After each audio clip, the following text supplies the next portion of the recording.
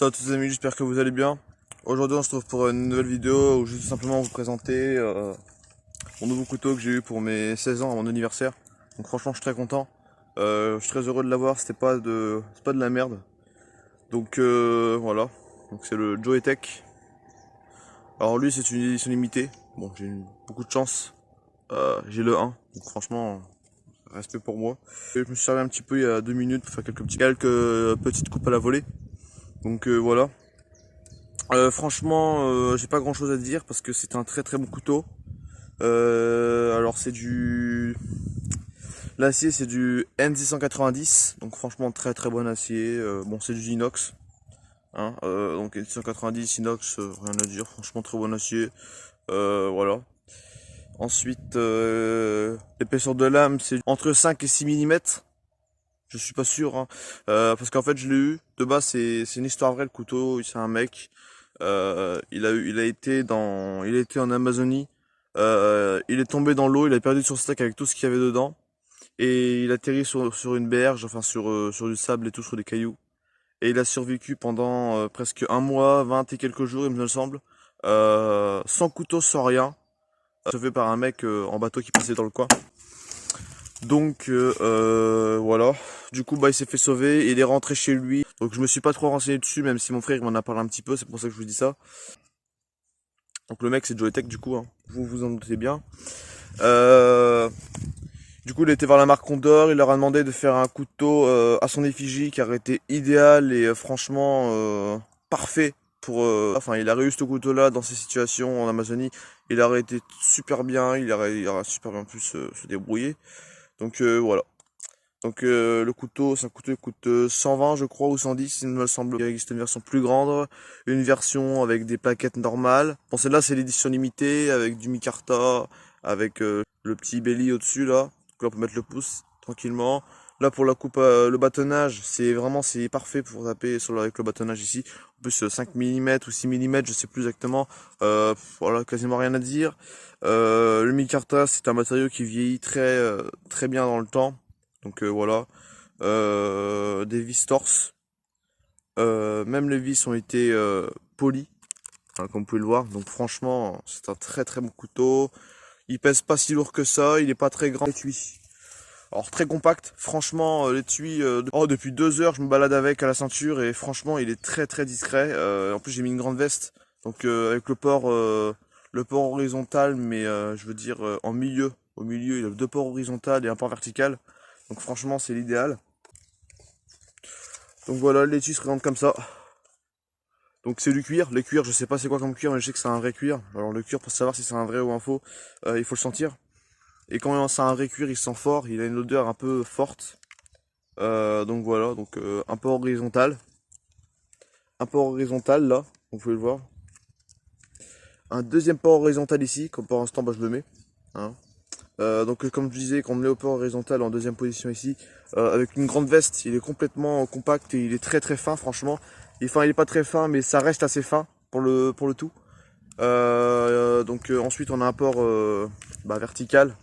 Là et en dessous du port horizontal, bah, on peut mettre une sangle, ici là, enfin une ceinture. Donc voilà, franchement super bien. Ici bah, elle était vendue avec une cordelette pour mettre autour de la cuisse quand on le met en port horizontal mais tout en haut. Donc je l'ai coupé, j'en ai gardé que la moitié pour faire une dragonne. Le manche en micarta avec les petites rainures comme ça, là ça fait vraiment une bonne prise en main, ça glisse pas trop. Il est vendu aussi avec un fire steel et un petit bout de paracord dragon. Hop, petit bout de dragon en paracord je veux dire. Petit fire steel, je l'ai utilisé un petit peu et il marche super bien, j'ai rien à dire.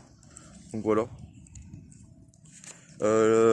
Bonne rétention, rien à dire. Pareil pour le couteau, hein. On ne perdrait jamais. Ensuite, aussi un truc qui est super sympa, c'est une des premières fois que je vois sur un couteau. Pour son prix, c'est vraiment bien. Il a bonne rétention, ça c'est un très bon avantage. Parce qu'on peut pas le perdre, on peut limite même le mettre à l'envers ou en knacker. Bon, en knacker c'est trop gros, trop lourd, même s'il y en a certains qui le font. Ou n'importe quelle position à l'envers, il tombera jamais, vous êtes sûr à 100%. Donc ce qui est sympathique aussi pour éviter que quand on sorte le couteau, et ben que ça coupe la sangle. Ici là vous pouvez voir.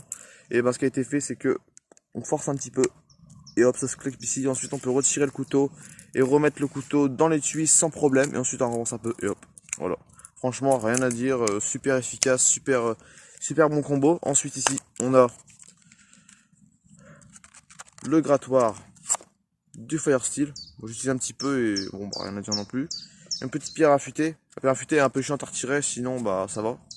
Pierre affûtée, c'est une pierre en 700. Donc le problème c'est qu'il faut la mouiller celle-là, mais bon sinon ça passe. Donc voilà. Ensuite je vais faire montrer vite fait le Fire Steel qui marche super bien. Hop, je vais vous montrer. Et en même temps aussi sur savoir c'est que quand on achète des Fire Steel, si ça marche pas c'est normal.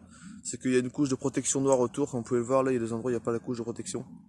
Et c'est là où bon bah il faut gratter un peu la couche et ensuite bah ça marchera. Donc je gratte un petit peu.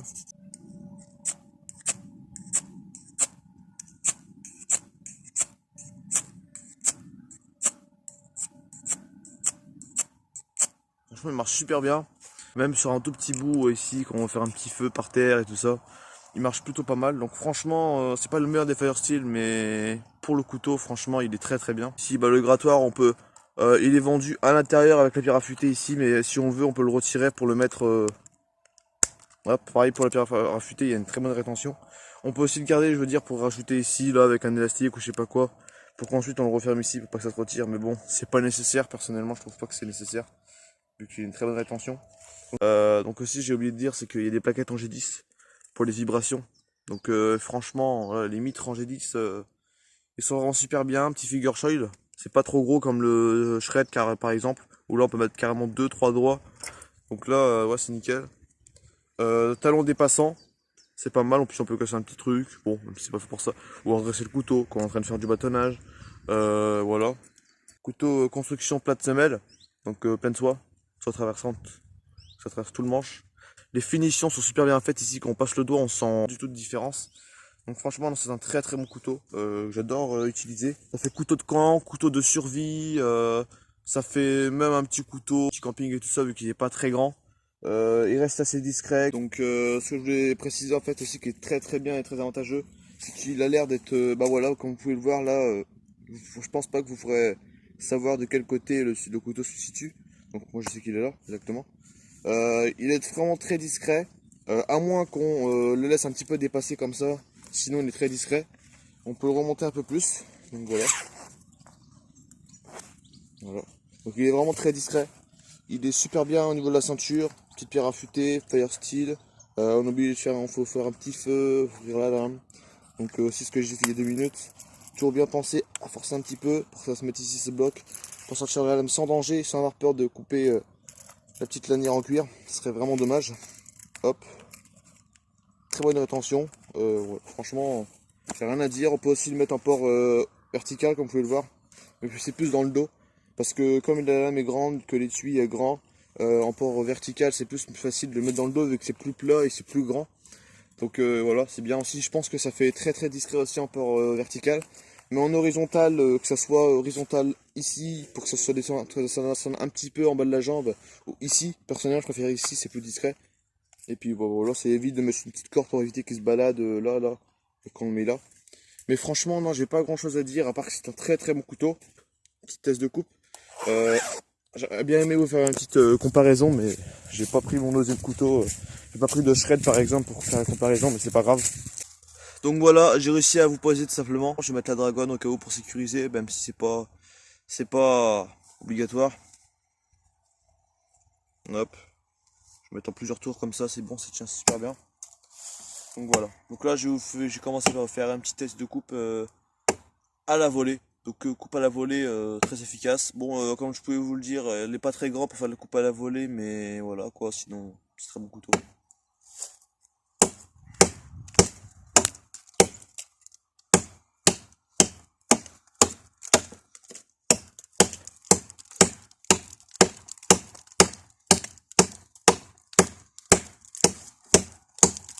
Alors aussi le petit recurve à la fin de manche, il n'est pas très gros je veux dire.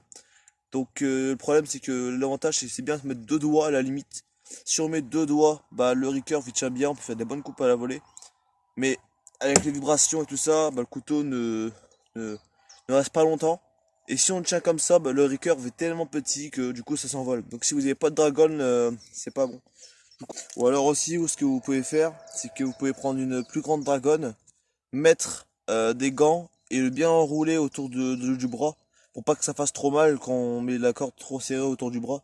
Vous mettez des gants, vous mettez une grosse paracorde et là, enfin une grosse dragonne je veux dire, et puis là bah vous êtes sûr d'avoir zéro souci et que le couteau ne pourra jamais s'envoler. Là c'est pas mon cas, j'ai oublié de prendre des gants au cas où, c'est parce que c'est plus efficace, c'est beaucoup plus ergonomique si je peux dire.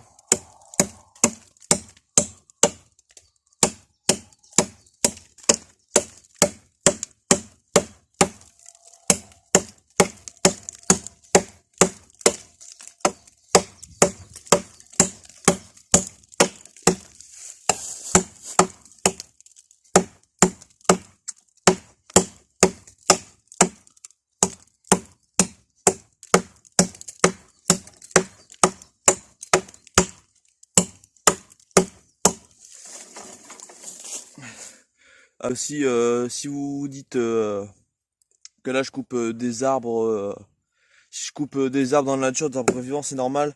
Parce que là je suis dans le terrain de mon grand-père en fait, et dans pas très longtemps, bah là vous voyez sa maison là-bas là. Et dans pas très longtemps en fait, tout va être rasé. Donc voilà. C'est normal si je coupe des arbres dans le terrain.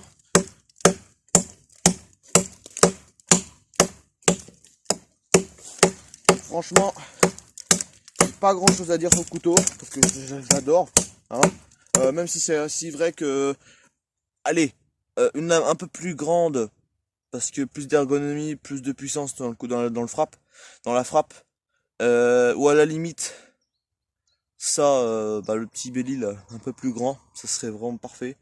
Ou limite, sinon, vraiment, si on peut pas avoir ça sur le couteau, avoir bah, en supplément, en complément de ça, un petit couteau pour faire la petite découpe, à la limite un petit opinel, un petit truc comme ça, un opinel, un petit carchot, t'as une petite lame pliante en complément, ce serait vraiment parfait. Ou alors même pas un buck, ça serait vraiment un bon combo avec ce couteau-là qui a des gros couteaux de barbare, franchement. Et une petite scie pliante, une petite scar, une tilki à la limite, une skigomboy. Ce serait vraiment bon. Mais sinon, voilà quoi, je passe facilement à travers. En vrai, il faut juste redresser le couteau assez souvent parce qu'avec les vibrations, même qu'il y a des mitres en G10, bah ça fait pas mal aux vibrations. Mais vu qu'il y a des vibrations quand même, bah le couteau part et puis hop, ça arrive souvent ça. Mais sinon, bah voilà quoi, pour ça, j'ai pas grand chose à dire. Hein. Franchement, c'est un très bon couteau. On passe facilement dans les beaux morceaux quand même. Ah oui, c'est un peu plus gros que ma main. Oh oui, largement, c'est un bon gros bout ça. Ouais, comme vous pouvez le voir là. Donc voilà.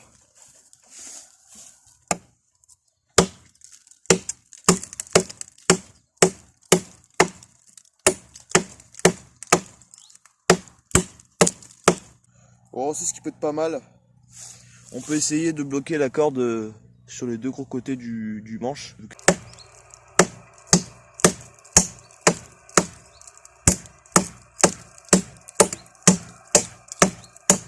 Donc voilà, là j'ai coupé, je fais comme ça, et voilà. Donc voilà, comme vous pouvez le voir. Voilà, il y a la cabot qui arrive et je vais vous faire montrer dans quelques instants que franchement, le bâtonnage il est vraiment très efficace, je pense. Donc voilà, simplement, j'ai le bâton, j'ai le couteau.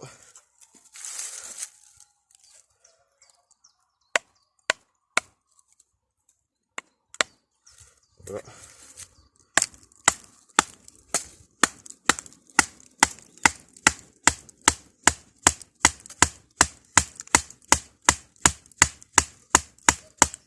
Comme vous pouvez le voir, très bon couteau, hein, moi je surkiffe.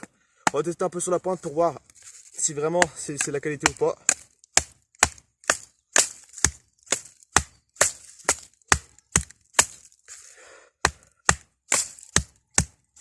Donc ça c'est un grand bâton, j'aurais bien du mal à viser.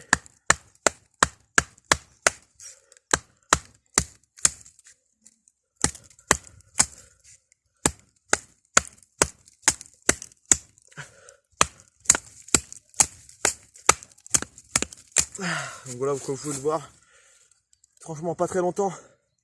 Grâce à ces 5 mm, on peut vraiment très facilement faire une grosse coupe au milieu. Donc là j'ai bien replacé la lame. Donc on entend le bois craquer là.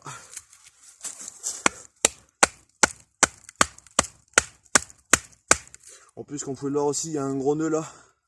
Donc franchement, ouais, j'ai rien à dire. Il tape bien. On va voir un peu comment ça marche un peu pour redresser la lame à l'arrière. On va voir si vraiment c'est très efficace ou pas. Bon. Il faut faire attention quand même parce que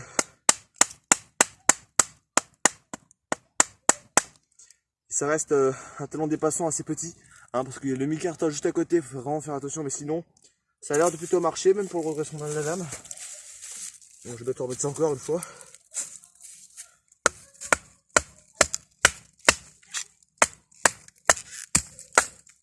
Hop, voilà. Hop, voilà. Donc voilà.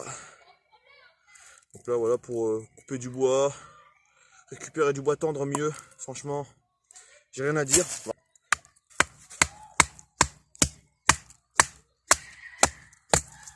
Ah ouais, là, par contre, avec le nœud, j'ai du mal à taper, mais franchement, rien à dire. Donc si vous entendez des bruits, c'est pas grave, c'est normal, c'est parce qu'il y a une primaire à côté. Enfin, c'est un collège, mais c'est la même chose en vrai. Donc voilà.